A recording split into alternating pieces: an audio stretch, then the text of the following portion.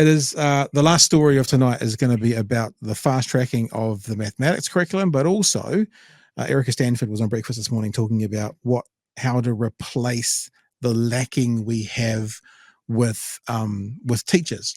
We don't have enough teachers. Schools are planning to send kids home and like roster kids off so they can actually have enough teachers for the children. So they've come up with a plan, and their plan is getting ex-teachers, retired teachers who are qualified but not registered, experts in their field to come in and sort of fill in whilst they shore it up. And on one level, you kind of go, well, I could see how if they were a babysitter role and they were just sitting there whilst, like, I mean, I know friends who have they've been in charge of exams, like so fifth form or year 11, they go and they sit their final year exams, and you don't have to be a teacher to be in there and keeping an eye on them. So if it's that kind of vibe of they've got their own work, they can get on with it and you're in there, that seems okay. But the PPTA does have some concerns. And of course, the government thinks that this is the best thing since sliced bread. So there's two things here. There's teachers being brought back into the education system, and there's also the fast tracking of the mathematics curriculum. That's what we're looking at. The Education Minister says the alternative's not worth it as she responds to criticism following moves to ditch some checks and balances for relief teachers. The government's changing the rules to allow unregistered former teachers to fill in to help meet growing demand, and that's dividing education leaders, as Sam Ollie reports. When there's no relief in sight, schools have to take extreme measures. So either the class gets bigger because you double up. So where there was one teacher in front of 26, you get one teacher in front of 52. Or you start doing things like rostering home and saying to people, hey, look, this afternoon there's no year 13s with us because we just can't cover classes. The government says one answer to the problem is unregistered relievers, like former teachers or subject experts. We will pay your registration fees. We're literally going to pick up the phone to all of them, say, hey, please come back. It's going to be a lot easier. There are more than 3,500 secondary school relief teachers. Last year, 99,000 shifts needed to be covered in the first two terms. But this year, there have been more than 120,000. So what is that? 40 days per relief teacher, is that right? 3 times 40 is 120. That's a lot. So if a term is 10 weeks, 10 fives are 50, that means basically a reliever can get a job or have work 8 days out of 10. So yeah, all right. So there's the need. That's if it's these guys, and obviously want to grow that pool. Part of the reason, an almost 25% increase in staff sick days. But making it easier to fill the gaps is causing its own concerns. This is just, again, another knee-jerk reaction. Educators worried people who might fail a teacher refresher course could now be allowed in. They're often disorganised, not able to build relationships with students, perhaps don't have good enough literacy, and who we do not believe are safe and competent in the classroom. And it is a really small proportion. Our young people deserve better. What we need is a long-term workforce strategy that we don't have in the education system. Health has got it, we don't have it for education. But the minister says the experience of former teachers shouldn't be underestimated. You don't forget how to teach, and it's better than wrong.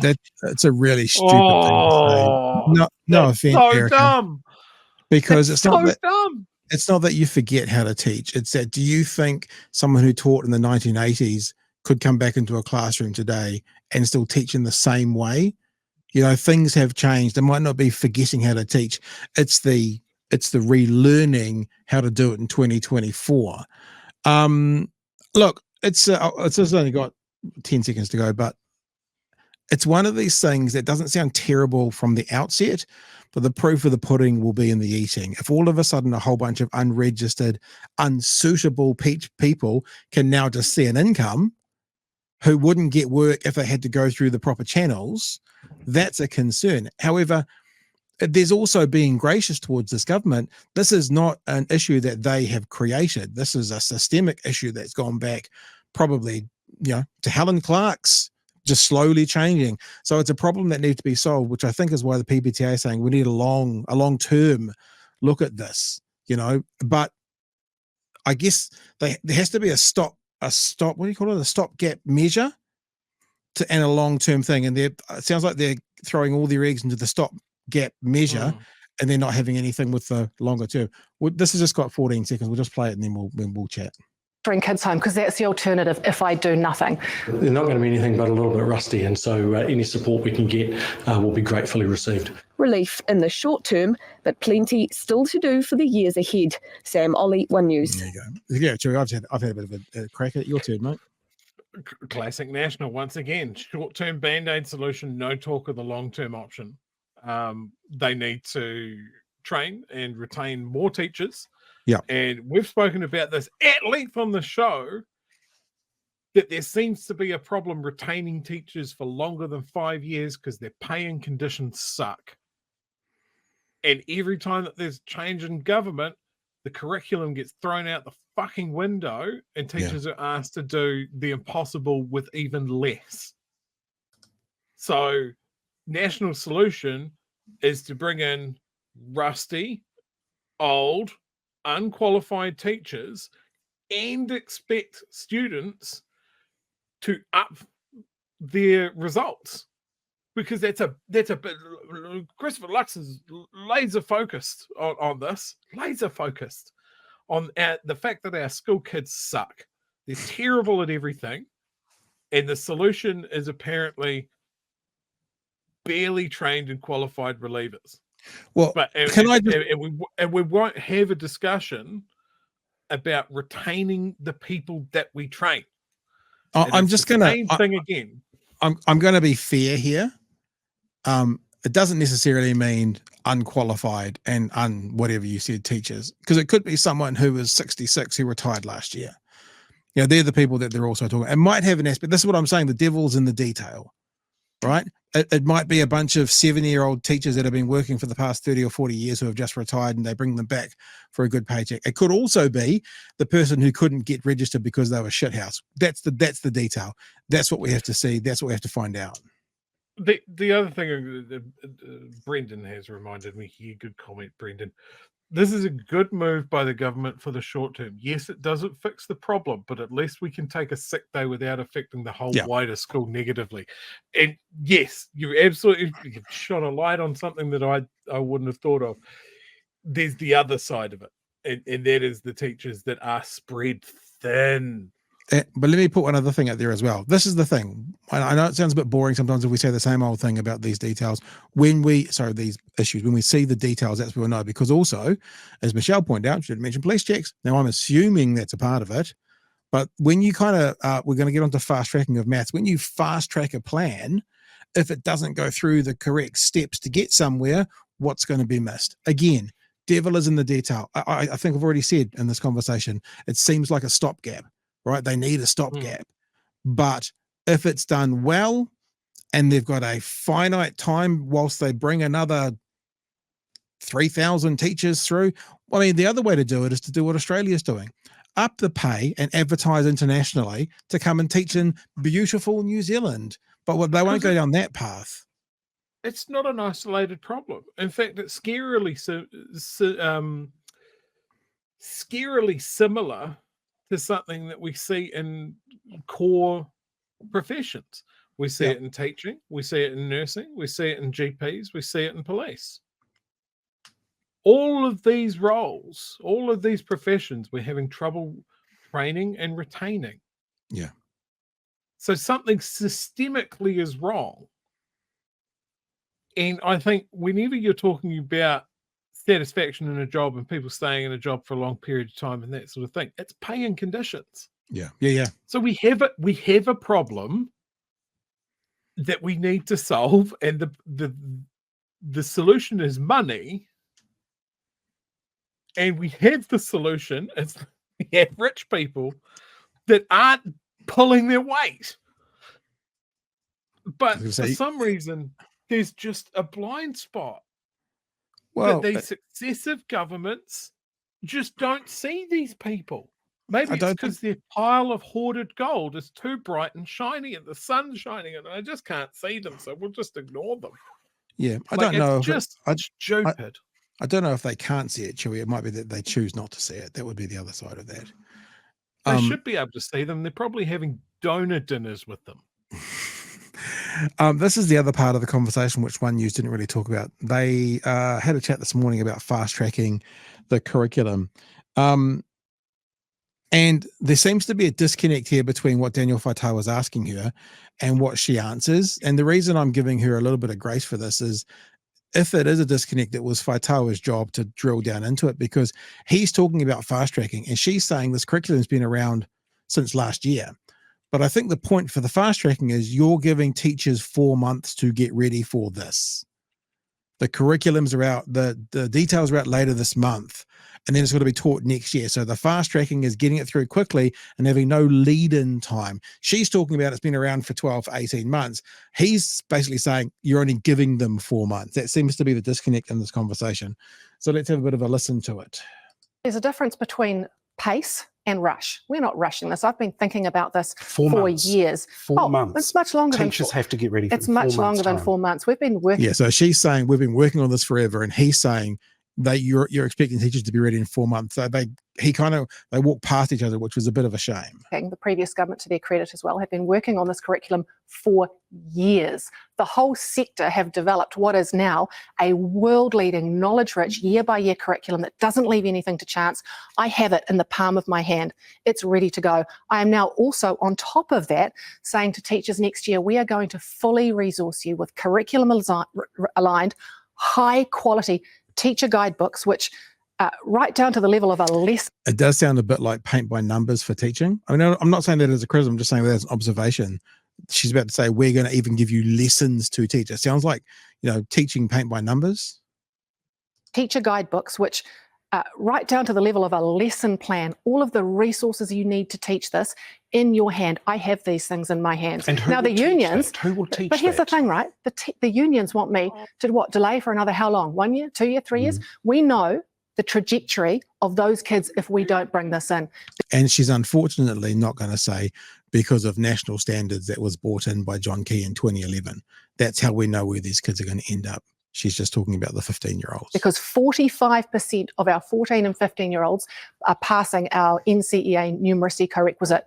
It is grim. Every statistic you look at is grim. And I am not prepared to... I love the part where she said that she has these resources in her hand while demonstrating her completely empty hand. Yeah, it was a bit of a weird way to say it, wasn't it? That's weird. It was a bit of a strange way to put it out there. But, look, the other thing that's about to happen as I re-find our spot, which was about there, there's this idea that she puts out there, we just have to get started. We're just going to start. We have to just start. And I thought about it as she was saying it. And I thought, imagine other things we do if we didn't go into it with a proper plan, if we just started.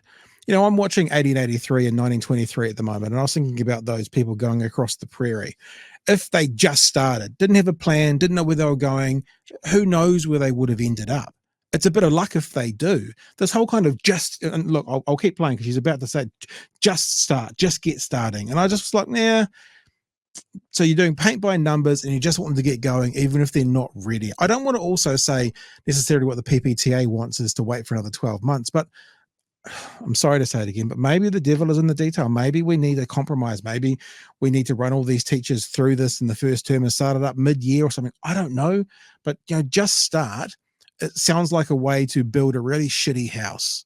No plans, just start. The statistic you look at is grim, and I am not prepared to look parents in the eye who know that their kids aren't doing well, all of the secondary school principals who tell me that the kids who are starting secondary school are 2 years behind in maths. I'm not prepared to look them in the eye and say, I've got all the resources because I have got tens of millions of dollars reprioritized. I've got a brand new curriculum developed by the sector in the palm of my hand. And you want me to do what? Wait, for what? All I've said to schools who are a bit worried about having to do 2 new curricula next year, just get started. We don't expect perfect on day one. Don't you think just that's make easier a start. said than done? Here's what Mark Potter said. He said, and you're grinning. You're going to the unions, of course. Well, you should go to some principals and teachers who actually back this and see what they say. Well, the Education Institute president, Mark Potter, said it's just unreasonable for the minister to expect teachers to do 2 curriculums at once as well as doing it in a short time frame. It is unreasonable for teachers to have to do this on top of complex demands when they still have around learning needs that are yet to be resourced by your government. Say, firstly, we're fully resourcing teachers with something they've never had before. I've seen this in schools. I've and I seen heard you the say providers. that's in the little wee book in your hand, but who will teach them? Who will teach the teachers? But this is, they're going to have a teacher guide. They're going to have all of the resources they need. They're going to have professional learning and development. Yeah, you're going to do all it. You'll they give need them to a do, book, and then they just need to read that this in 4 months' time. professional learning and development. All they need to do is get started.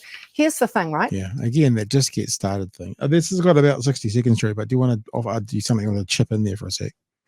This is terrible advice. This is not how you do a plan. This is not how you roll out a dramatic change. This completely ignores the problem that many have pointed out that is holding New Zealand students back, and that's having experienced teachers that are happy in their pay and conditions and having enough teachers so you can have smaller class sizes. Yeah, there is one of those are the solutions. We're not playing this clip tonight now because we've done it in a different way. But the last clip we were going to play from here was a conversation around taking the teaching community with you. You need to bring these teachers along as well on the journey, rather than just basically handing them a new book and go paint by numbers, read everything that's inside there, do what it says, and start tomorrow, please. You know, that's the vibe. We've got teachers in the chat tonight. When you see Erica Stanford's paint by numbers how to teach guidebook, can you let one of us know so we can see it? I want to see how demeaning it is. Well, they do say at the end of this thing, those resources are going out at the end of this month. So by the end of this month, we will be seeing it. All right, let's give her the last 55 seconds. The silent majority of principals and teachers out there have been calling for this. They're excited about it. And what we want, they said to me, because I spoke to a principal last night who said to me, it is insulting that the unions, who are, professional organisation who just, oppose everything I do. They're the ones who want what's best for the teachers and the students. Those terrible people. Let's just put that out there. Are going to deny those principals and those teachers all of those resources, that amazing curriculum that will make their life easier. They won't be searching online every night for resources and having to photocopy them the next day because we will be providing it. They will deny all of those schools who are ready for this because of their, political affiliations. Well, actually, I'm not prepared to say, no, I'm sorry, I've got all these amazing things, but you can't have them just yet. Sure. Meanwhile, 60,000 kids start school next year, and the trajectory they will be on is to that 45% of kids passing that numeracy test if I do nothing. It just makes me a bit nervous, even this whole idea of, people used to criticize Jacinda Ardern on that whole single source of truth stuff. Well, isn't that what she's saying? She's saying all you need is what we've got. We are the single source of truth for maths. She's actually saying you're not going to have to spend any time being up late at night researching anything. We'll give you everything. You have one booklet and you'll be able to teach from it and you'll have everything you need. Now, I mean, I'm not saying it's not going to work or it's bad, but I'm just like, yeah, if it seems too good to be true, I just say warnings. Warnings, Stewie. I'm going to say that it's not going to work and it's going to be bad. I think it's insulting, personally, that the only thing that is stopping teachers from achieving is the lack of Erica Stanford's guidebook. It just sounds like she's just disregarding all the training and experience that these guys have. And like this comes under, I talked about two issues that are important for teachers, right? Pay and conditions. This definitely comes under conditions. Yeah. Like if you don't think the people that are setting your work life up are going to treat you with respect and knowledge and courtesy, then conditions are bad, man. And I want to also acknowledge Erica's couple of catty swipes at the organization that is purely set up to represent teachers as a unified group and the children they as teach, powerful as the government and the children they teach. Remember that they represent the teachers to give the teachers the best chance for the children they teach as well. It is. I mean, I'm used to Seymour sniping at the unions, but this is bad. Like if this is going to be a sign of what's to come, that we're going to start writing off any feedback or criticism of what the government's doing. If it's coming from a union organization, then we're automatically going to disregard it because all they do is whinge about what I want to do. Yeah. It's like, yeah, that's what, are you expecting individual teachers to text you, email you? What, are you going to respond to them individually? Like, you're quite happy to talk to lobby groups who are there to represent the points of views of those particular businesses, corporations, and interests. Here's the thing. A teachers' union's a lobby group for teachers. Just remember that they're a lobby group. Just give them a swipe card. Let them take you out to dinner. It's just the same. I've got another little clip for you, and I've had a lot of these tonight, but I had a busy weekend online. Because this can already be solved. We could just ask Christopher Luxon, because we all remember, Christopher Luxon is going to be one of the most transparent Prime Ministers ever. Do you promise to be a transparent and accountable Prime Minister for New Zealand? I'm going to be very much so, yes. An accountability promise, but he couldn't promise much else. We have made a very big commitment to deliver tax relief for low and middle income New Zealanders, and that will happen. Some of the promises you heard in this campaign won't be worth confetti. Both David Seymour and Winston Peters have put questions across your tax plan. Are you worried? Do you promise to That's be what he meant by transparent. Just what he runs away. Like, yeah, look, transparent. Look, like I don't. turning up I'm on not, Q&A. I'm not going to be a. I'm not going to be someone who just always poo-poos it. I mean, we haven't done that here, but warning signs, warning bells, warning signs with this. Even the whole, don't worry about doing work anymore. Just let us tell you what to do and how to do it exactly, and teach the kids that way. And just remember, I saw someone in the chat say that they were in the world of teaching when national standards came out. I wrote a piece about national standards at the PPTA, I think it was, actually put on their blogs about what, and they were all saying then what was going to happen. And what you'll find now, if there'll be a sector of teachers who are talking about this, and keep your ear to the ground, they'll tell you what's going to happen, and it'll be what happens. Because remember, teachers teach because they love teaching.